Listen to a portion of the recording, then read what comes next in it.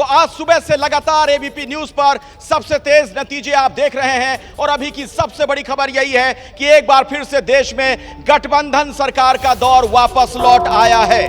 BJP की सरकार बनती हुई नजर आ रही है रुझानों के मुताबिक, लेकिन सहयोगियों के साथ यानी एनडीए अभी 295 पर और बीजेपी 240 सीटों पर लीड कर रही है। और इन रुझानों के बीच हलचल जबरदस्त तरीके से तेज है देश भर में, क्योंकि अब ऐसा लगता है कि संभावनाओं के कई द्वार खुलेंगे। कहते ही हैं कि राजनीति संभावनाओं का खेल है, लेकिन जब इस तरीके के हालात बनते हैं तो यकीनन संभावनाओं के कई द्वार खुलने लगते हैं। और ऐसा लगता है कि इंडिया गठबंधन के लोग इन द्वार को खोलने में लग भी गए हैं, क्योंकि जो अपडेट है, जो जानकारी मिल रही है, चंद्रबाबू नायडू से भी संपर्क किया जा रहा है, नीतीश कुमार से भी संपर्क किया जा रहा है। इंडिया अलायंस के अलग अलग नेता इन दोनों के संपर्क में हैं, क्योंकि अभी तक के रुझानों के मुताबिक ये दोनों किंग मेकर की भूमिका में नजर आने वाले हैं। तो जाहिर तौर पर इंडिया अलायंस के लोगों की तरफ से उन्हें संपर्क किया जा रहा होगा। हो सकता है कई तरह की बातें और भी हो रही हों। और इस बीच जेडीयू के प्रवक्ता केसी त्यागी का एक बड़ा बयान सामने आ गया है। जेडीयू एनडीए में ही बनी रहेगी, यह केसी त्यागी का कहना है। जेडीयू की किसी से कोई बात नहीं हुई है। हालांकि खबरें आ रही हैं कि नीतीश कुमार से संपर्क करने का प्रयास किया जा रहा है इंडिया गठबंधन के नेताओं की तरफ से, लेकिन जेडीयू एनडीए में ही बनी रहेगी, यह बात केसी त्यागी ने कही है। यानी केसी त्यागी स्पष्ट कर रहे हैं कि फिलहाल वो एनडीए में हैं, उनका यह कहना है। लेकिन क्या नीतीश कुमार आने वाले वक्त में कुछ पलटी भी मार सकते हैं? क्योंकि आपको पता है उनका जो इतिहास राजनीतिक तौर पर रहा है वो पलटी मारने का रहा है। तो कई तरह के सवाल भी अब खड़े हो रहे हैं और इन्हीं संभावनाओं पर जरा मैं अब बात करना चाहूंगा। ये गठबंधन का दौर राजेश जी वापस जब लौट आया है तो क्या इस तरह की संभावनाएं बनती आपको नजर आ रही हैं? कुछ भी हो सकता है अभी कह सकते हैं, या एनडीए कंफर्म की सरकार एनडीए की बनेगी? देखिए, इस समय जहां नतीजे या रुझान खड़े हैं वहां दोनों संभावनाएं बनती हैं, क्योंकि एनडीए में दो घटक दल कुछ ऐसी स्थितियों में हैं कि जब उनको निर्णय करने का अवसर अभी आएगा। मैं नाम बताता हूं। एक तो तेलुगु देशम चंद्रबाबू नायडू, जो अटल बिहारी वाजपेयी की सरकार में संयोजक थे एनडीए के, और फिर से खबर आ रही है कि उन्हें कन्वीनर बनाया जा सकता है। और दूसरे नीतीश कुमार। तो नीतीश कुमार पलटी मार सकते हैं क्या? उनकी जो फितरत है, जो अब तक की उनकी पिक्चर आई है, उनके सोशल मीडिया पे उनके मीम्स भी चलना शुरू हो गए कि हमारे बारे में तो जनता है, तो चलने लगा। दोनों तरफ से उन्होंने स्पष्ट करना शुरू कर दिया है कि नहीं भाई, हम कहीं नहीं जाने वाले। लेकिन नंबर्स के हिसाब से तो अभी एनडीए ऊपर चल रहा है, लेकिन इन दो दलों की लगभग 30 सीटें बहुत 31 सीटें बहुत महत्वपूर्ण है। कुछ भी हो सकता है। हमारे साथ जो राजनीतिक विश्लेषक है उनका भी यह मानना है। लेकिन मंडी की कुछ तस्वीरें जरा मैं आपको दिखाता हूं, चूंकि जो प्रत्याशी जीत रहे हैं वो जश्न भी मना रहे हैं। आपको बताएं कि हिमाचल प्रदेश की 4 लोकसभा सीट और चारों लोकसभा सीट पर आगे चल रही है भाजपा सरकार। उत्साह आप ऐसे में देख सकते हैं। जयराम ठाकुर यानी कि हिमाचल प्रदेश के पूर्व में रहे मुख्यमंत्री की नारेबाजी आपको सुनाई देगी। साथ ही साथ मंडी की अब होने जा रही सांसद, उनको लेकर भी खुशी नजर आ रही है हिमाचल की जनता में। आइए कुछ लोगों से बात भी करेंगे और उनके मन की बात तक भी आप तक पहुंचाएंगे। क्या नाम हुआ? क्या बोला? देवेंद्र राणा जी, युवा मोर्चा प्रदेश का प्रवक्ता हूँ। देवेंद्र राणा मेरा नाम है। चारों सीटों पर आगे चल रहे हैं। अगर हम मंडी की बात करें तो यहाँ से आपकी सांसद कंगना जी रहेंगी। अभी भी थोड़ा मुकाबला लग रहा है जीत जाएंगी? नहीं, हम बिल्कुल आश्वस्त है। जीत के बारे में हम बिल्कुल आश्वस्त है। जो तोड़फोड़ की राजनीति है मुंबई महाराष्ट्र में, जो उद्धव साहब की ताकत उनको समझ में आए, आज उनकी औकात मोदी जी की उद्धव बाला साहब ठाकरे महाराष्ट्र ने दिखा दिए। भवन हमारे वार्ड में है और मुंबई किसकी है? तो मुंबई दिखाई दी है, निष्ठावंतों की है, निष्ठावंतों की रहेगी। क्योंकि शिवसेना भवन जहाँ पे है वहाँ पे हमारी सीट रहेगी, क्योंकि शिवसैनिक यहाँ पे गद्दार लोग के गैंग के ऊपर शिवसेना नहीं चलती। विधानसभा उद्धव साहेबांचा झेंडा फडकवल्याशिवाय राहणार नाही। देखा, ये लोगों की खुशी आप साफ तौर पे देख सकते हैं। और मैं आपको इस तरफ भी दिखा दूं, आपकी नज़र जहां तक जाएगी वहां पे आपको शिव सैनिक नजर आएंगे। और ये वो शिव सैनिक हैं जो उद्धव बाला साहब ठाकरे के साथ खड़े हैं। कैमरे से कृष्ण कापरे के साथ सूरज ओझा, एबीपी न्यूज, मुंबई।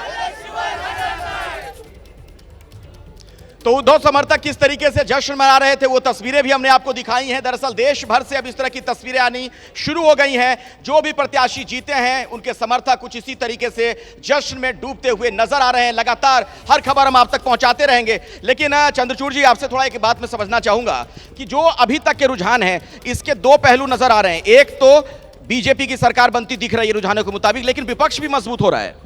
देखिए, शायद यही लोकतंत्र का, जब मैंने कहा ना कि कोर्स करेक्शन का चुनाव है, तो शायद मेरा मतलब भी यही था कि एक तरफ तो भारतीय जनता पार्टी पुनः सत्ता में आ रही है, लेकिन एक दूसरी ओर जो मोदी जी भी हमेशा कहते रहे कि एक विपक्ष होना चाहिए, एक सकारात्मक ऊर्जा के साथ विपक्ष हो, तो ये लोकतंत्र की खासियत है और वहाँ से एक सहमति मूलक राजनीति होगी और इसी से विकास का रास्ता भी निकलेगा। ठीक है, अब जरा मैं चलता हूं कांग्रेस दफ्तर। वहां पर इस वक्त किस तरीके का माहौल है, क्या कुछ चल रहा है, आपको बताएंगे मेरे सहयोगी जैनेंद्र वहां से जुड़े हुए हैं।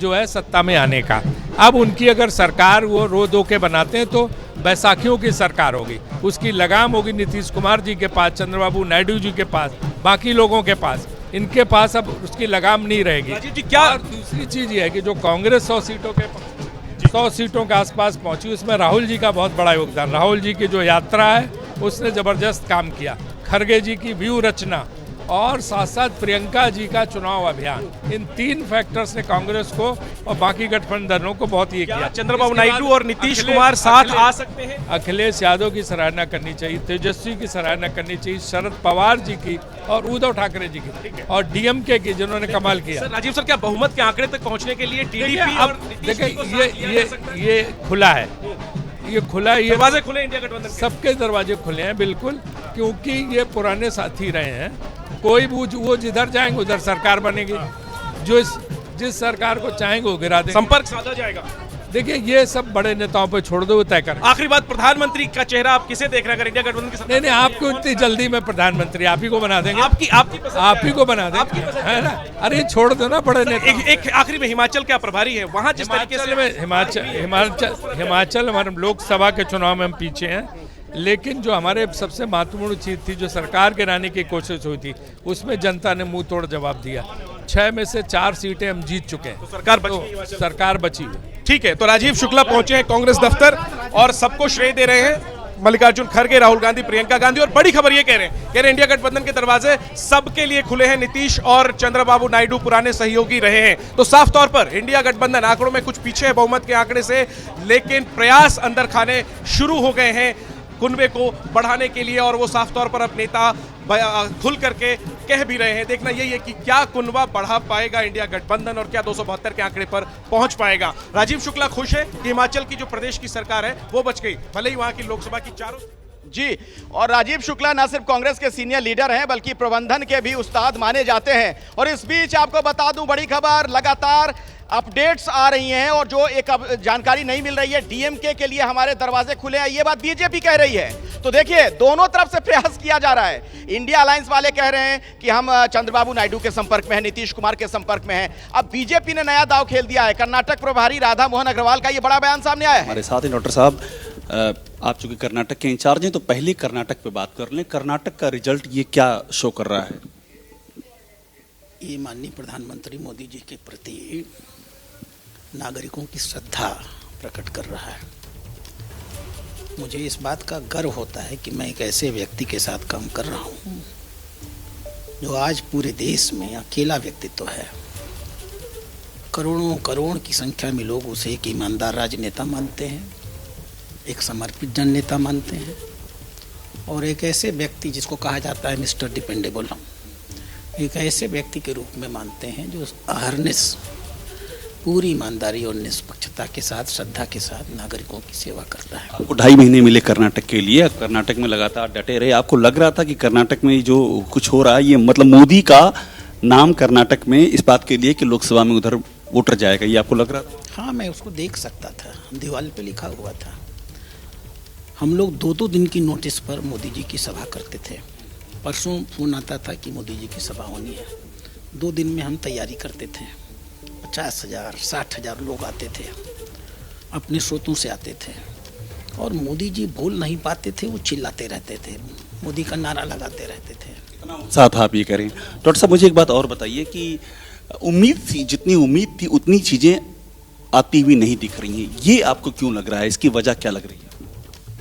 देखिए, कर्नाटक में हम अपनी सीटें अभी 16 हम करीब जीत चुके हैं, 2 और हम जीतेंगे, 20 हमारी संख्या होगी तकरीबन, 2 संख्या जेडीएस की होगी, तो 22 तक तो हम लोग पहुंच रहे हैं। बीच में 1-2 ऐसे कांड हो गए, वो सीट भी हमारी चली गई और उस सीट के नाते क्योंकि कांड ऐसा था जो वस्तुतः बहुत शर्मनाक था। तो देखिए, बयानों के तीर चल रहे हैं और साधने का प्रयास किया जा रहा है। कुल मिलाकर जो तस्वीर विजय जी नजर आ रही है, गठबंधन की सरकारों का वो दौर फिर से याद आने लग गया है। काफ़ी समय से चल रहा था कि क्या एक ही पार्टी की सरकार रहेगी या 2 पार्टी की। अब गठबंधन का दौर फिर से आया है, तो फिर से जो क्षेत्रीय दल है उनके जोड़ तोड़ का काम शुरू हो रहा है। लेकिन अभी की जो संभावना मुझे दिख रही है, हालांकि राजनीति तो संभावनाओं का खेल है, लेकिन एनडीए गठबंधन ही सरकार बनाने के लिए जाएगा, अभी तक की जो संभावना है। और जो टीडीपी है या जेडीयू है, उसके टूटने की संभावना कम है, क्योंकि जेडीयू को बिहार में सरकार संभालनी है, आंध्र प्रदेश में टीडीपी को अपनी सरकार बनानी है। अभी तो ज़्यादा जरूरी है कि इंडिया गठबंधन अपने कुनबे को संभाल के रखे। आपको बहुत जल्दी खबर मिल सकती है, कुछ इंडिया गठबंधन से के कुनबे के लोग उधर चले जाएंगे। ये हो सकता है कि ऐसा भी हो सकता है इधर के लोग उधर चले जाएं? देखिए, बीजेपी ने जितने उम्मीदवार खड़े किए, 25% ऐसे उम्मीदवार थे जो पिछले सिर्फ 10 साल के दौरान पार्टी में आए हैं। तमाम ऐसे उम्मीदवार मिल जाएंगे जिन्होंने अभी ठीक चुनाव से कुछ महीने पहले या ठीक चुनाव के दौरान पार्टी ज्वाइन की है। तो अगर चले जाते हैं तो कोई बहुत अविश्वसनीय नहीं होगा। लेकिन इंडिया अलायंस वाले जो हैं उन पर बीजेपी वाले भी डोरे डाल रहे हैं। जैसे एक खबर आ गई थी कि डीएमके के लोगों के संपर्क में, ये भी पॉसिबल है क्या कि उधर से लोग इधर आ जाए? हो सकता है राकेश जी? नहीं, ऐसा हो सकता है, लेकिन डीएमके आएगा इसकी संभावना कम है, क्योंकि डीएमके और इनके बीच में थोड़ा सा मतभेद है। एंटी सनातन वाला जो आरोप लगा था। जी बिल्कुल, क्योंकि भारतीय जनता पार्टी अभी 2 तरह के रोगों से मुक्त नहीं हो पाई है, एक अशोक चौहान और दूसरा आपके अजीत पवार। तो मुझे लगता है कि डीएमके को लेके इन्होंने सरकार बनाया, तो एक जो बहुत बड़ा इनका धार्मिक एजेंडा है, उस धार्मिक एजेंडे पे डंट लगेगा, तो ये दूसरे एलआई को ले सकते हैं। राजनीति के जो धुरंधर खिलाड़ी माने जाते थे गठबंधन के दौर में, अगर हम याद करें तो वो सब लगता है कि एक धुरी के आसपास सब घूमने लगेंगे। बिल्कुल अखिलेश जी, अब ये जो समय आ गया है, ये उसी तरह के खेल और शतरंज का खेल और खरीदारी और बेचना, इसका दौर आ गया है। लेकिन ये जिसमें दोनों ही जो दल हैं, दोनों ही ग्रुप हैं, उसमें सबसे सक्षम एनडीए है, लोगों को जोड़ लेने में, मिला लेने में, उसके साथ शामिल हो जाने और शामिल कर लेने में।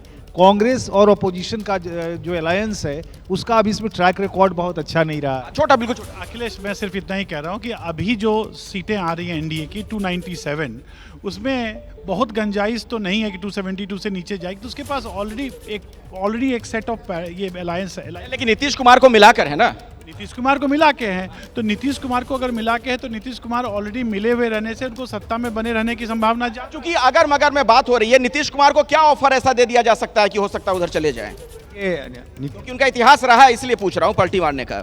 जगजीवन बाबू के बाद मुझे लगता है कि बिहार से आपको उप प्रधानमंत्री देखने को मिल सकता है। नीतीश कुमार को प्रधानमंत्री पद का ऑफर इंडिया गठबंधन कर सकती है। अब वो मना नहीं कर पाएंगे। हाँ बिल्कुल ऐसे, और वो इतिहास में अपना नाम दर्ज कराना चाहते हैं नीतीश कुमार। नीतीश कुमार का जो कैरेक्टर है आप सभी लोग जानते हैं, कब किधर चले जाएंगे कोई ठीक नहीं है। लेकिन प्रधानमंत्री के उधर कई दावेदार हैं, ऐसे हो जाएगा क्या?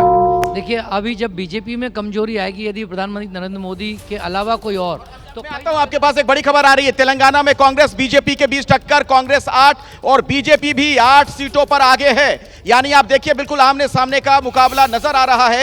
एक सीट पर एआईएमआईएम आगे है। जो नतीजे आ रहे हैं, जो रुझान है, उसके बारे में हम आपको लगातार अपडेट देते रहेंगे। जी, कि मोदी जी के अलावा किसी और नाम पर यदि विचार हुआ तो फिर कई दावेदार दोनों तरफ हो जाएंगे। ये बात आप समझिए, जब तक मोदी जी हैं तब तक कोई दूसरा नाम नहीं। इसके अलावा एक छोटी सी बात जोड़ना चाहूँगा कि यदि केंद्र में सरकार बनाने में दिक्कत हुई तो महाराष्ट्र में भी सरकार गिर जाएगी, क्योंकि महाराष्ट्र में जो विधायक गए हुए हैं उनको अब अपना भविष्य तय करना है। एकनाथ शिंदे को बहुत कम सीटें मिली हैं, अजीत दादा को 1 ही सीट मिल रही है, तो उनके साथ गए हुए विधायकों को अब चिंता होगी कि सितंबर अक्टूबर में जो विधानसभा के चुनाव होने हैं उसमें वो जीतेंगे या नहीं। आपने एक नई बात कह दी राकेश जी, क्या ऐसा भी हो सकता है कि मतलब इस खेमे में भी, एनडीए खेमे में भी किसी और नाम पर भी विचार होने लगे प्रधानमंत्री के लिए? ऐसा संभव ही नहीं है। सिंगल लार्जेस्ट पार्टी बीजेपी है। प्रधानमंत्री नरेंद्र मोदी को राष्ट्रपति निमंत्रण देंगी, वो सरकार गठित करेंगे, उनके पास पूरे नंबर हैं। नंबर 2, बीजेपी के भीतर हार जो हुई है उत्तर प्रदेश में, विशेष रूप से जो नुकसान दिख रहा है इस समय, उसको लेकर थोड़ा बहुत मंथन हो सकता है। लेकिन जैसा लोकतांत्रिक प्रक्रिया में होता आया है, सिंगल लार्जेस्ट पार्टी को ही अवसर मिलता है। प्रधानमंत्री नरेंद्र मोदी की परफॉर्मेंस के बेसिस पर ही बीजेपी को ये नंबर मिले हैं। हाँ, मुझे उल्टा एक असर दिख रहा है, इंडिया गठबंधन में ही एक घमासान होगा। इंडिया गठबंधन के दल ही नरेंद्र मोदी। और बिहार की राजनीति से एक बड़ा अपडेट है, दर्शकों को मैं बता दूं, पल पल नई नई जानकारियां सामने आ रही हैं। डिप्टी सीएम सम्राट चौधरी से नहीं मिले नीतीश कुमार। अब देखिए इसका क्या मतलब निकाला जाए, बहुत बड़ा सवाल है। नीतीश से मिलने उनके आवास पर पहुंचे थे सम्राट, लेकिन मुलाकात नहीं हो पाई। तो क्या कुछ नया खेल देखने को मिलेगा? क्या खिचड़ी पकने लगी है? बिहार की राजनीति से बहुत बड़ा अपडेट है। ये जो मुलाकात नहीं हो रही, इसका मतलब क्या है? नहीं, देखिए, ये अंदर कलह तो पहले ही था, इसलिए वो साफ अब नजर यहाँ पर आ रहा है। और ये बहुत सारी जो अलायंस की दुकान मैं कह रही हूँ इस वक्त खुलती हुई नजर आ रही है, तो इसीलिए तो नीतीश कुमार मिलते हैं। प्रकाश के पास चलना चाहूंगा, पटना से मेरे वरिष्ठ सहयोगी जुड़ गए हैं। प्रकाश, क्या और जानकारी मिल रही है, क्या अपडेट है? अपडेट ये है कि अब से कुछ देर पहले सम्राट चौधरी, जो बीजेपी के प्रदेश अध्यक्ष भी हैं और डिप्टी सीएम भी हैं, वो नीतीश कुमार से उनके आवास एक मार्ग पहुंचे थे, लेकिन उनकी मुलाकात नहीं हो पाई क्योंकि तब तक दोपहर के लंच के लिए वो निकल गए थे मुख्य आवास में अपने कार्यालय से। तो इस वजह से उनसे मुलाकात नहीं हो पाई और वो वापस लौट आए। तो जाहिर है कि अभी से अब जिस तरह से रुझान आए हैं और फिर नतीजे आ रहे हैं, उसके बाद इसे काफी अहम रूप में देखा जाएगा कि सम्राट चौधरी का घर जाना और फिर मुलाकात करने की कोशिश करना और फिर वो मुलाकात नहीं होना। जी प्रकाश, आप दशकों से बिहार की राजनीति कवर कर रहे हैं, मुझे जरा ये बताइए, नीतीश कुमार से भी आप कई दफे मिल चुके हैं, उनको आप जानते हैं, ये जो ना मिलना, इसका कुछ खास अर्थ निकाला जाए, इसमें कुछ निहितार्थ है या सामान्य तौर पर हम इसे देखें? क्योंकि नीतीश कुमार अभी से 5-6 घंटे पहले और अब उसमें बहुत फर्क आ गया उनके कद में। देखिए, ये तो बात सच है कि राजनीति में जिस तरह से उतार चढ़ाव होता है, उसी हिसाब से चालें चली जाती है, रणनीति बनाई जाती है। जब अब से कुछ देर पहले जब सम्राट चौधरी पहुंचे थे, तो उसके पहले संजय झा और विजय चौधरी, ये दोनों जो राज्यसभा सांसद हैं, संजय झा और विजय चौधरी मंत्री हैं, उनके साथ ही थे और चर्चा कर रहे थे नतीजों को लेकर के। लेकिन जब वो लंच पर निकल गए तो फिर ये लोग भी निकल गए। तो जाहिर है कि कुछ ना कुछ तो बातें हुई होंगी राजनीतिक तौर पर कि आगे की रणनीति क्या होनी चाहिए। तो ये खुल करके कह पाना अभी संभव नहीं है कि आखिर किन विषयों पर बात हुई और नीतीश कुमार की रणनीति आगे क्या होगी। ठीक है, और देश में गठबंधन सरकार का दौर वापस लौट आया है। किसी भी दल को अपने दम पर बहुमत मिलता हुआ नजर नहीं आ रहा है। और अभी की बड़ी खबर यह कि कांग्रेस 100 के आंकड़े पर पहुंच गई है। चुनाव आयोग के मुताबिक कांग्रेस 100 सीटों पर आगे चल रही है। इलेक्शन कमीशन की वेबसाइट पर जो जानकारी दी गई है, 100 सीटों पर कांग्रेस आगे, यानी जाहिर तौर पर कांग्रेस के लिए यह एक तरीके से संजीवनी का काम करेगा। ट्रिपल डिजिट में कांग्रेस पहुंच रही है। और देखिए, सोशल मीडिया पर क्या कुछ चल रहा है वो भी मैं दर्शकों को बताना चाहूंगा, क्योंकि अब ये जो नतीजे हैं, इसने कई तरह की संभावनाओं को जन्म दिया है। तमाम तरह की बातें लोग कह रहे हैं, अपने अपने विचार व्यक्त कर रहे हैं। क्या चल रहा है सोशल मीडिया पर वो भी मैं आपको दिखाता हूं। और ये देखिए, ये जो आपके सामने तस्वीर आ गई है, प्रियंका गांधी ने जो ट्वीट किया है वो देखिए, प्रियंका गांधी का ट्वीट। और किस तरीके, ऊपर का हिस्सा हालांकि थोड़ा सा कट गया हो, मैं नहीं पढ़ पा रहा हूं। आपको और अमेठी के मेरे प्यारे भाइयों और बहनों को हार्दिक बधाई। उनके साथ ये देखिए किशोरी जी नजर आ रहे हैं और प्रियंका बेहद खुश इस तस्वीर में, दोनों मुस्कुराते हुए। और इन तस्वीरों के जाहिर तौर पर बहुत मायने मतलब हैं। और खास तौर पर जो उत्तर प्रदेश का नतीजा है, उसने कई सवालों को जन्म दिया। और ये देखिए, राहुल गांधी भी नजर आ गए। ये 10 जनपद जब वो पहुंचे तो वहां पर उनके समर्थकों ने उन्हें किस तरीके से उनसे मिलने की, एक समर्थक ने कोशिश की है और उससे मुलाकात भी की है राहुल गांधी ने, ये कांग्रेस का समर्थक। और उसके बाद देखिए कैसे उनका ये समर्थक फांद कर बैरिकेड दूसरी तरफ जाता है, राहुल गांधी से मिलता है और राहुल के चेहरे पर खुशी नजर आ रही है। सरकार बनाने से भले ही कांग्रेस दूर हो, लेकिन जिस तरीके से अभी बड़ी खबर थोड़ी देर पहले मैंने आपको बताई कि 100 के आंकड़े पर कांग्रेस पहुंच गई है, तो जाहिर तौर पर कांग्रेस के लिए ये एक संजीवनी है। ऑक्सीजन का काम आने वाले दिनों में ये चीज कांग्रेस के लिए जाहिर तौर पर करते हुए नजर आएगी। ये तस्वीरें जो हम आपको दिखा रहे हैं, राहुल गांधी नजर आए इस जीत के बाद और उनका कांग्रेस का एक समर्थक जो वहां पर मौजूद था झंडे के साथ, वो उनसे मिलने के लिए जब पहुंचा। और इस बीच तमाम नई नई जानकारियां, नीतीश को उप प्रधानमंत्री पद का ऑफर देगा इंडिया गठबंधन, ये सूत्रों के हवाले से एक बड़ी जानकारी निकलकर सामने आ रही है। नीतीश कुमार को डेप्यूटी प्राइम मिनिस्टर बनाया जा सकता है। सूत्रों के हवाले से बड़ी खबर, इंडिया गठबंधन की तरफ से यह ऑफर दिया गया है। आंध्र प्रदेश नीतीश को उप प्रधानमंत्री पद का ऑफर इंडिया गठबंधन की तरफ से दिया जाएगा, यह खबर है। और आंध्र प्रदेश को विशेष राज्य का दर्जा देने का वादा, यानी आप देखिए दोनों को साधा जा रहा है, चंद्रबाबू नायडू को भी, और इधर से आप देखिए नीतीश कुमार पर कैसे पासा फेंका जा रहा है। जैनेंद्र, क्या इस पर और जानकारी मिल पा रही है आपको?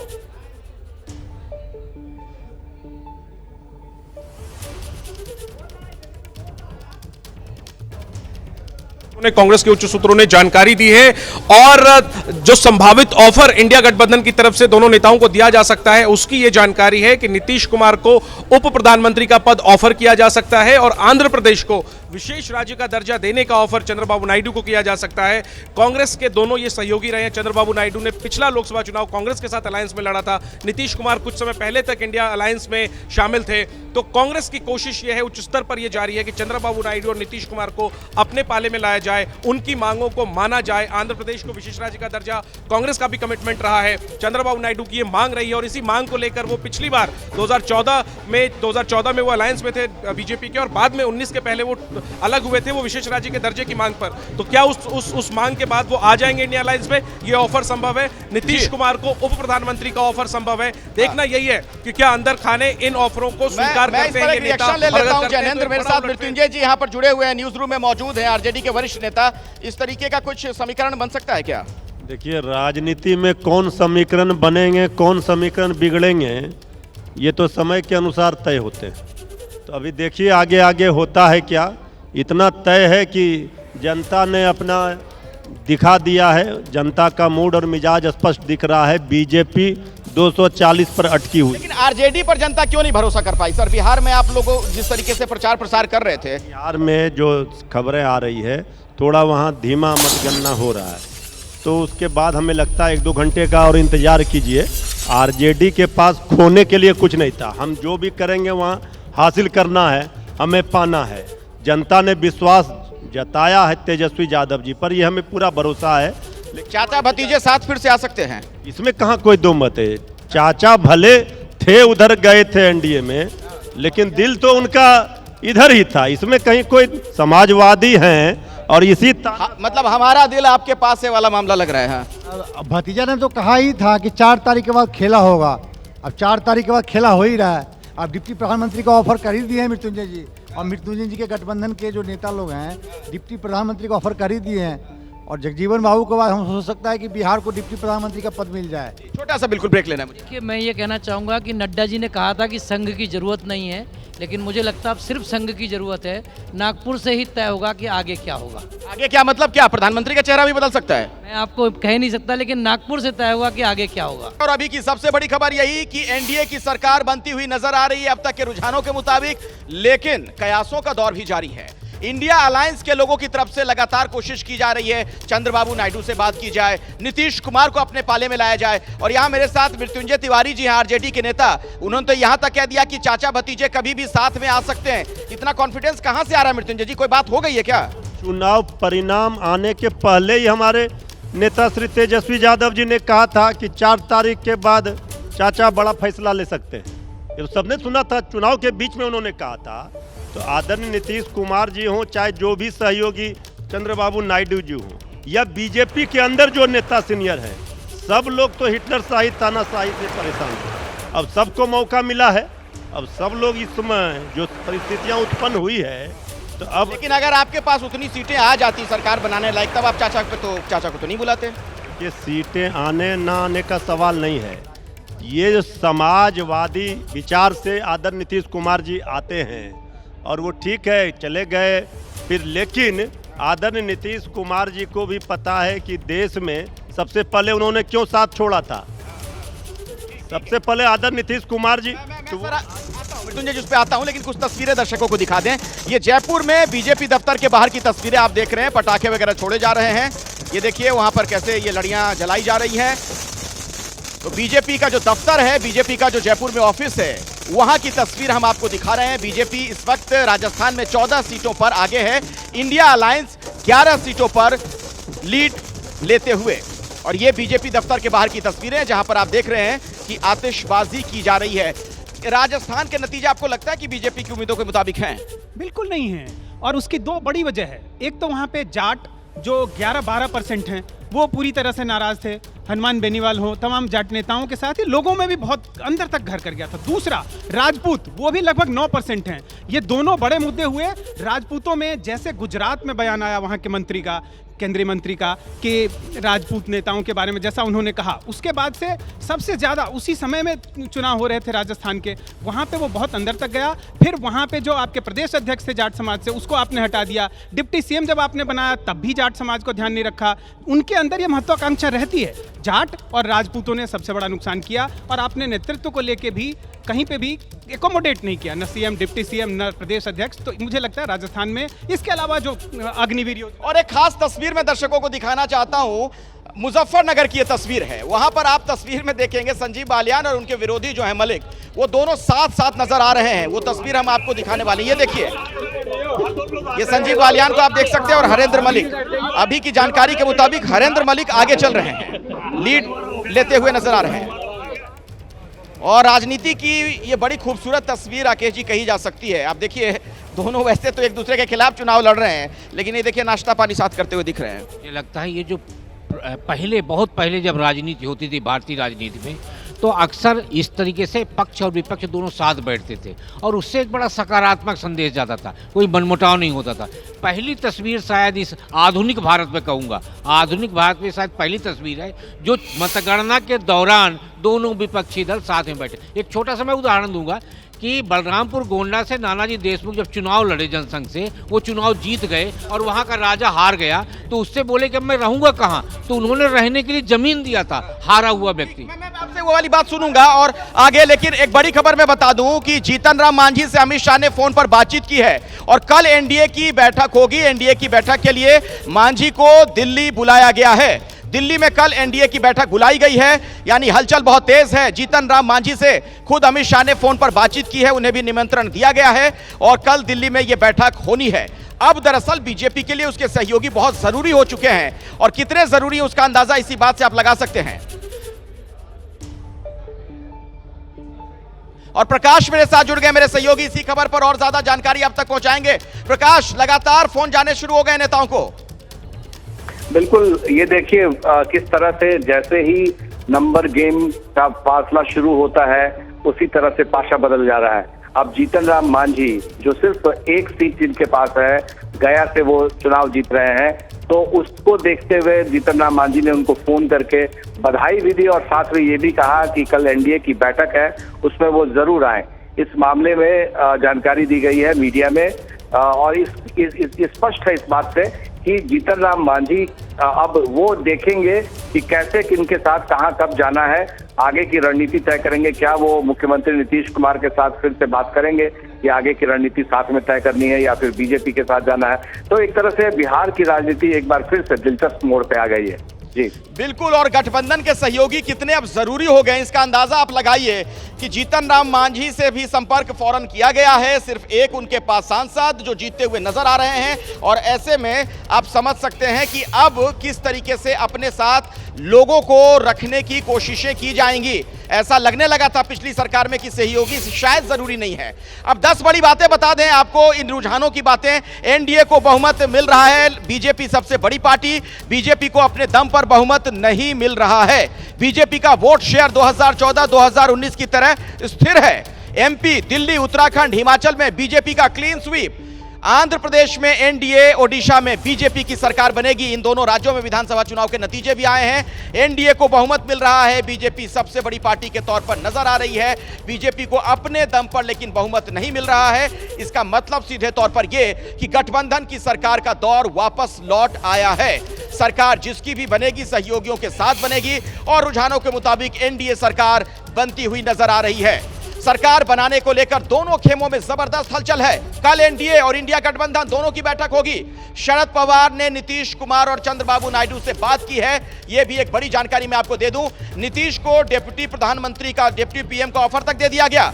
अमित शाह की चंद्रबाबू नायडू से फोन पर बातचीत हुई है। तो पल पल बदलता घटनाक्रम, और कई सवाल भी खड़े हो रहे हैं, क्योंकि संभावनाओं के कई द्वार खुल रहे हैं। होगा क्या, यह बड़ा सवाल बना हुआ है। नतीजे तो आ गए, आप सभी लोग बेसब्री के साथ 2024 के चुनाव के नतीजों का इंतजार कर रहे थे, लेकिन इन नतीजों ने दरअसल कई पेच भी फंसा दिए हैं। दोनों तरफ से दावे किए जा रहे हैं और इंडिया अलायंस के लोग भी बार बार ये कह रहे हैं कि हम भी बीजेपी के कुछ नेताओं के संपर्क में, एनडीए के लोगों के संपर्क में, यानी आपको लग रहा है कि जोड़ तोड़ वाला हिसाब किताब शुरू हो गया होगा? बिल्कुल, देखिए जोड़ तोड़ का हिसाब बिल्कुल शुरू होगा, और ना केवल शुरू होगा बल्कि अगले 10 दिन तक इसमें बार्गेनिंग भी देखते रहेंगे, और इस बार्गेनिंग में हर व्यक्ति अपना हिस्सा मांगेगा, क्योंकि अब सत्ता का जो धुरी है या केंद्र है वो कमजोर हो गई।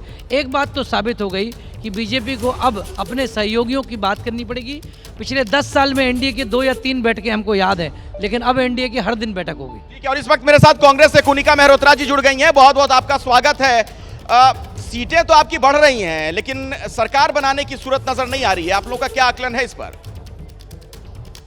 देखिए अखिलेश जी, जिस तरह से लेवल प्लेइंग फील्ड नहीं मिलने के बावजूद भी लोगों का एक तरफ से मोह भंग हुआ भारतीय जनता पार्टी के साथ, और आप देखें कि 10 साल से जो बीरबल की खिचड़ी वो पका रहे थे, जो फॉल्स एनालिसिस, फॉल्स गारंटी, दुनिया भर के जुमले, वो सब कहीं और नैरेटिव सेट नहीं कर पाई भारतीय जनता पार्टी। तो मुझे लगता है बहुत बड़ा ड्रॉबैक रहा भारतीय जनता पार्टी के लिए। और रहा कांग्रेस से सवाल, मुझे ऐसा लगता है कि आप लोगों को ये क्यों लगता है कि अगर 10 साल से कांग्रेस नहीं है तो कांग्रेस पे आएगी नहीं? मतलब क्या सोच के आप लोग ये एनालिसिस करते आए हैं? ठीक है, एक समय आया जहाँ larger than life size Modi ji की इमेज बनी, लेकिन फोटो ऑप्स और सिर्फ जुमलों से शायद पेट नहीं भरता जनाब, कुछ काम भी करने पड़ते हैं और काम नहीं किए गए। मुद्दों से चुनाव लड़ा, उनकी सरकार बन तो रही है, जनता ने उन्हीं पर तो ज्यादा एतबार किया ना, आप पर थोड़ी ना भरोसा किया है। एनडीए 298 सीटों पर आगे है, ये चीज आप भूल गई क्या? अपने आप में जो अखिलेश जी, अपने आप में जो झूठा एनालिसिस करते आए हैं, हर बार कोई ना कोई ऐसे एक नंबर गेम खेलते हैं। देखिए कलेक्टिव विजडम ये नहीं है मैडम, ये जनादेश है, ये जनता का दिया हुआ आदेश है, जो मैंडेट है उसका सम्मान करना चाहिए हर किसी को। एनडीए 298 सीटों पर आगे है रुझानों के मुताबिक, तो सरकार तो उन्हीं की बनती दिख रही है ना। बहुत सी अलायंसेस हैं, बहुत से पार्टनर्स हैं जो मजबूरी में ही बने हैं, उसका भी ध्यान रखिए आप। कहीं ना कहीं का प्रेशर, कहीं ना कहीं अंदर भेजने का प्रेशर, बहुत से तमाम। तो उनकी मजबूरी का फायदा उठाने की आप लोग तो नहीं सोच रही हैं कि कहीं उनको अपनी तरफ ले आए? हमें कोई रिक्वायरमेंट नहीं, हमने कहा हमारे दरवाजे खोले हैं। अच्छा, जो आना चाहते हैं एक ऐसी सरकार के लिए जो देश को आगे बढ़ाना चाहती है, ऐसी सरकार के लिए जो पॉलिटिक्स। तो अब आपका मकसद संविधान बचाना नहीं है, मतलब जो भी चाहे उधर से इधर आ सकता है, जो इस लड़ाई में आपके साथ नहीं था वो भी साथ आ सकता है अब नतीजों के बाद। इलेक्टेड गवर्नमेंट को तोड़ सकते हैं, हम तो वो नहीं कर रहे ना। We are not breaking anybody। यहाँ एक सवाल पूछा जा रहा है, मेरे कुछ सहयोगी आपसे सवाल पूछना चाह रहे हैं। नीतीश कुमार कैसे नेता आपको लगते हैं वैसे? देखिए ये तो वक्त का तकाजा है, ये वक्त का तकाजा है, और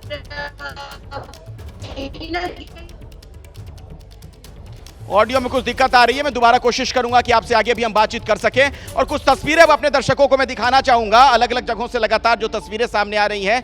शिवसेना भवन की तस्वीर अब हम आपको दिखाते हैं, यहां पर किस तरीके का माहौल नजर आ रहा है। तो आप देख रहे हैं किस तरीके से लोग जश्न मनाते हुए नजर आ रहे हैं। जो जो अलग अलग इलाकों में, लोकसभा क्षेत्रों में प्रत्याशी जीते हैं, अपने समर्थकों के साथ यहां पर पहुंचते हुए। और ये तस्वीर इस वक्त जो मैं आपको दिखा रहा हूं, ये शिवसेना भवन की तस्वीर आपके सामने है। तो महाराष्ट्र के जो नतीजे हैं, वहां एनडीए 19 पर आगे, इंडिया अलायंस 28 पर आगे, और अन्य एक सीट पर इस वक्त आगे है। यानी इंडिया गठबंधन को आप साफ तौर पर देख रहे हैं कि फायदा होता हुआ, फायदा मिलता हुआ नजर आ रहा है। इसके पीछे के समीकरण सर आपको क्या नजर आते हैं? मैं महाराष्ट्र के लिहाज से पूछ रहा हूं, अगर इंडिया गठबंधन आगे है। देखिए, इसका अर्थ ये है कि भारतीय जनता पार्टी ने बीते 5 वर्षों में वहां जो राजनीति की, वहां के मतदाताओं के साथ वो न्याय नहीं था। जिस तरह से उन्होंने सरकारें बनाई, शिवसेना को तोड़ा, अजित पवार को तोड़ के लाए, वो वहाँ के मतदाताओं ने पसंद नहीं किया। और शरद पवार और उद्धव ठाकरे दोनों को उनकी मूल पार्टी के रूप में वहाँ के मतदाताओं ने स्वीकार किया। अच्छा, चुनाव आयोग की तरफ से जिसे मूल पार्टी के रूप में स्वीकार किया गया, जनता ने उसे स्वीकार नहीं किया। बिल्कुल, नतीजे या रुझान अभिव्यक्त जो हैं वो तो यही कह रहे हैं कि जो समूचा जो वो मत प्रतिशत है, वो मत प्रतिशत इंडिया के खाते में अगर गया है तो इसका अर्थ ये है कि उसमें एक बड़ा योगदान शिवसेना और एनसीपी के मतदाताओं का। मैं आऊंगा बाकी मेहमानों के पास भी। 3 मिनट का बस एक छोटा सा ब्रेक, फौरन लौटेंगे। इस बड़ी खबर पर लगातार हमारी नजर बनी हुई है और नतीजों से पहले जैसे हमें नतीजों का इंतजार था, अभी भी इंतजार है। सवाल वो बना हुआ है कि कौन बनेगा प्रधानमंत्री। तो आपके इंतजार की घड़ियां समाप्त हुई। जिन नतीजों का आपको इंतजार था कि साल 2024 में क्या होने जा रहा लोकसभा चुनाव में, रुझानों के मुताबिक एनडीए की सरकार बनती हुई नजर आ रही है। लेकिन बड़ी बात यह कि किसी भी एक पार्टी को इस बार बहुमत नहीं मिल पाया है। भारतीय जनता पार्टी इस वक्त 240 सीटों पर लीड लेती हुई नजर आ रही है और रुझानों के मुताबिक एनडीए की सरकार बनती हुई दिख रही है। लेकिन जो दूसरा खेमा है यानी इंडिया अलायंस, उधर से भी कोशिशें की जा रही हैं। चूंकि गठबंधन की सरकारों का दौर वापस लौटता हुआ नजर आ रहा है, तो तमाम तरह के बयान दिए जा रहे हैं और चंद्रबाबू नायडू और नीतीश कुमार किंग मेकर की भूमिका में दिख रहे हैं। तो दोनों तरफ से उनके पास टेलीफोन जाने शुरू हो चुके हैं। इन तमाम बड़ी खबरों पर हर अपडेट लगातार हम आप तक पहुंचाते रहेंगे। लेकिन अभी मैं आपको जरा लिए चलता हूं अपने सहयोगी संदीप चौधरी के पास। उनके साथ कई वहां पर मेहमान मौजूद हैं, विश्लेषक हैं जो चर्चा भी करेंगे। संदीप। बिल्कुल अखिलेश, और जैसा आपने कहा, तस्वीर अब सामने आ गई है। अब की बार 400 पार नहीं, 300 पार भी नहीं होता। फिलहाल दिख रहा है एनडीए खेमे की तरफ से।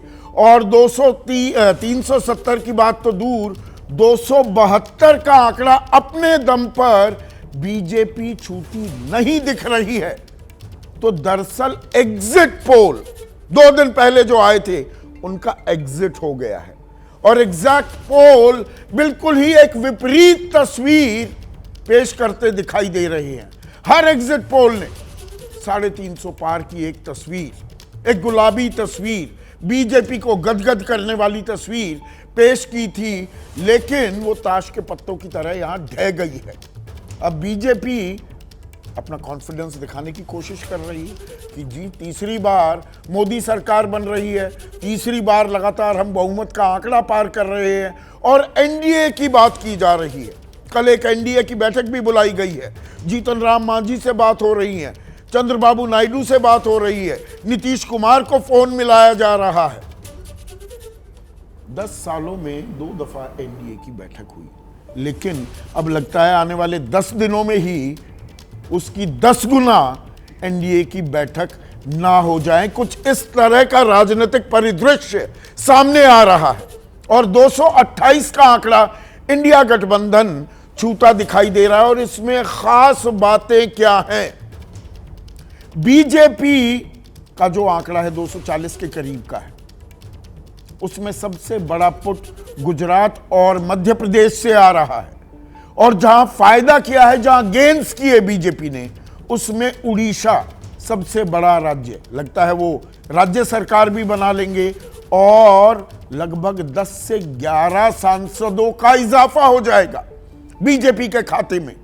लेकिन, और ये बड़ा लेकिन है, इसमें दिल्ली भी जोड़ सकते हैं, सातों की सातों सीटें बावजूद इसके कि कांग्रेस आम आदमी पार्टी का गठबंधन हुआ, बीजेपी जीतती दिखाई दे रही है। लेकिन नुकसान कहां हुआ? उत्तर प्रदेश। अब दिबांग की सलाह मैं नहीं मान रहा हूं। वो कह रहे हैं कि अरे भाई कितनी बार बोलोगे कि दिल्ली की गद्दी का रास्ता लखनऊ से होकर गुजरता है, पर ये वो लखनऊ से होकर गुजरता नहीं दिख रहा। दरअसल एनडीए के लिए, बीजेपी के लिए सबसे बड़ा रोड़ा उत्तर प्रदेश ही साबित हो रहा है। अभी कंगना रनौत कुछ बोल रही हैं, मंडी से उम्मीदवार हैं, बीजेपी की बढ़त बनाई हुई है। क्या कह रही है सुनिए। उन्होंने क्या क्या चीजें जो रोक के रखी हैं उसमें काफी वक्त जाएगा, क्योंकि इस वक्त पर जहां तक मेंबर ऑफ पार्लियामेंट का काम है और पिछले जो हमारे थे उन्होंने एकदम जो है नील स्तर पर जो है वो काम है। तो खैर इसके बारे में अब क्या ही कहना, पर अब हम फिर से शुरुआत करेंगे। धन्यवाद। Thank you please, thank you. के लिए क्या काम करेंगी उसकी ताल ठोकती हुई। लोकसभा के नतीजे अच्छे, लेकिन वहां पर उपचुनाव भी हुए 6 सीटों पर विधायकी के, और वहां पर 4 पर कांग्रेस ने जीत दर्ज कर लिया। यानी कि सुक्खू सरकार पर जो संकट मंडरा रहा था वो बादल भी छट गए हैं। तो कांग्रेस के लिए कुछ अच्छी खबर हिमाचल से, पर लोकसभा चुनाव के लिहाज से कोई खास अच्छी खबर भी नहीं। लेकिन मैं उत्तर प्रदेश की बात कर रहा था। उत्तर प्रदेश में 42 सीटें इंडिया गठबंधन जीतता दिखाई दे रहा है और बीजेपी 37 पर सिमट रही है। नुकसान हरियाणा में भी आधे आधे में लड़ाई हो गई है। 5 बीजेपी, 5 कांग्रेस, 11 सीट कांग्रेस राजस्थान में जीतती दिखाई दे रही है। कर्नाटक में भी बीजेपी 20 के नीचे फिसलती दिख रही है, तो वहां भी लॉसेस होते दिखाई दे रहे हैं। ऐसे में अभय दुबे मेरे साथ हैं, प्रोफेसर बद्री नारायण और सबसे तजुर्बेकार हमारे पैनल के प्रभु चावला। प्रभु, एग्जिट पोल का तो एग्जिट हो गया और ये ऐसा अप्रत्याशित ये सिलसिला हमने पहले कभी नहीं देखा। 2-4 एग्जिट पोल तो कम से कम नजदीक आते दिखते थे, यहां नजदीक कहां, आसपास भी कोई दिखाई नहीं दे रहा। संदीप, जब सारे एग्जिट पोल एक दशा में होंगे तो सारे गलत होंगे ना। पहले कई इधर होते थे, कई उधर होते थे। ये पहली बार देखा मैंने 2024 के अंदर कि सारे एग्जिट पोल का जैसे पाइप जो है पानी एक तरह से आ रहा था और ये नलकों में बांटे चले जा रहे थे। तो सोर्स जो था डेटा का, लगता है मेरे को एक ही जगह से था। वहाँ पर इंटरप्रिटेशन अलग अलग चैनल पर हुई थी, कहीं पर 350, कहीं पर 325, कहीं पर 375, तो एवरेज बना ली थी 350 हमने इन लोगों को। और इसमें जो बड़े स्टेट्स की अगर मैं बात करूं, बंगाल जी बीजेपी 30 का आंकड़ा छू जाएगी, वो तो टीएमसी छू रही है। नहीं, मैंने आपसे पहले भी कहा था। उत्तर प्रदेश जी बीजेपी तो 70-75 चूती दिखाई देगी। संदीप, मैंने शुरू में कहा था कि इस इलेक्शन का मुद्दा सिर्फ मोदी जी हैं। शुरू से कहता आ रहा हूँ, और उस दिन पहले भी मैंने कहा या तो एग्जिट पोल के अंदर आंकड़े गलत होंगे या सीटें गलत होंगी, या दोनों ही गलत दिखाई दे रहा है। कम से कम अगर आप परसेंटेज वोट देते हैं 76% एक पार्टी को, वो सीट देते हैं आप उसको 60%, 40% चलता नहीं है। ये स्टैटिस्टिकल डिफरमेंट थी, वो पंगु एग्जिट पोल थे, मैं कहता हूँ उनको पंगु थे वो बिल्कुल। नहीं, इस एग्जिट पोल में और पूरे चुनाव में 2-3 बातें हम लगातार इंगित कर रहे थे। अब मैं खास अपने कार्यक्रम सीधा सवाल में भी जो सवाल पूछ रहा था, भाई इतना सन्नाटा क्यों है भाई, चुप्पी क्यों है, कोई सेंट्रल थीम क्यों नहीं मिल रहा, बीजेपी हर चरण के बाद एक नया मुद्दा उठाकर क्यों लेकर आ रही है, भाषा का स्तर इतना क्यों गिर रहा है, जाति मुंह बार रही है क्या, हिंदू बनकर नहीं जाति बनकर वोट दी जा रही है क्या, इसीलिए ज्ञान 4 जातियां की गरीब, युवा, अन्नदाता, नारी, उनका विश्लेषण भी प्रधानमंत्री करते दिखाई दिए। और फिर बात आ जाती थी जी कांटे की टक्कर है, चुनाव फंसा हुआ है, अटका हुआ है, और जहां जहां अटका हुआ है वो सब बीजेपी जीत ले जाएगी। आखिर ही निष्कर्ष ये निकलता दिखाई दे रहा है। इसमें देखिए 30 स्टेट्स के अंदर आप देखते हैं 22 स्टेट्स के अंदर बीजेपी ने लूज किया है, गेन कहीं नहीं किया उन्होंने, हर जगह से लूज किया। सिवाय आप उड़ीसा के अंदर, क्योंकि कांग्रेस पार्टी इतनी वीक थी और रीजनल पार्टी 15 साल से 25 साल से पावर के अंदर इंडियन इनकम्बेंसी थी, और वहाँ इंटरनल सबोटाज भी हुआ होगा ऐसा लगता है मेरे को। बाकी जगह आप देख करके चलें, सिवाय उड़ीसा और तेलंगाना में 4-5 सीटें बढ़ाने के बाद हर जगह बीजेपी के सीटें कम हुई हैं, कहीं रिटेन किया 29 जैसे मध्य प्रदेश। तो हर बार देखते हैं कि अगर आप कहते हैं कि मोदी फैक्टर में बार बार कह रहा था, मैं यशवंत से ही पूछ रहा था कि मोदी जी की वजह से कितनी सीटें मिलती हैं। 282 मिली थी, बीजेपी का एक कोर कंस्टिट्यूंसीज हैं 180-200 सीटें आती है, उसका मोदी जी ने उसको 282 पे लाके खड़ा कर दिया, फिर 300 पर लेके गए। अब जो कमी भी आई है, मोदी जी के अपना कहीं ओवर एक्सेसिव यूज हुआ, उनका एक्सपोजर ज़्यादा हुआ, जिसकी वजह से पार्टी को नुकसान हो गया। और क्योंकि बाकी लोगों को आपने साथ में, अगर आप जिसकी बात करें एनडीए की, एनडीए के अंदर तो टूटी गई 2 पार्टियाँ, शिवसेना 2 में हो गई थी, एनसीपी दूसरे, और एनसीपी थी नहीं इनके साथ। तो एनडीए है कहाँ? नीतीश कुमार पहले नहीं थे, अब आ गए। और एनडीए है कहाँ? इसमें भी अभी पेंच अटके हुए हैं क्या? इसलिए मैंने कहा वो 10 दिनों में उतनी बैठक हो जाएंगी जो पिछले 10 सालों में नहीं हुई, उसकी भी 10 गुनी। कुमार अगर 30 सीटें तो उन्हीं के पास है भाई, दोनों के पास। और चंद्रबाबू नायडू के हाथों में लड्डू और चाबी भी सत्ता की। हूँ जब इंद्र कुमार गुजराल को बनाया था, रात के 2 बजे तक मीटिंग में मैं भी था। चंद्रबाबू नायडू जिस तरह गेम खेलते हैं, बार्गेनिंग करते हैं, जहाँ अब जब बातचीत होगी, जैसे आज पहले प्रधानमंत्री ने पहले बात की, उसके बाद प्रधानमंत्री के बाद होम मिनिस्टर ने बात की, इसका मतलब प्रधानमंत्री की बात के ऊपर कोई सोल्यूशन निकला नहीं होगा।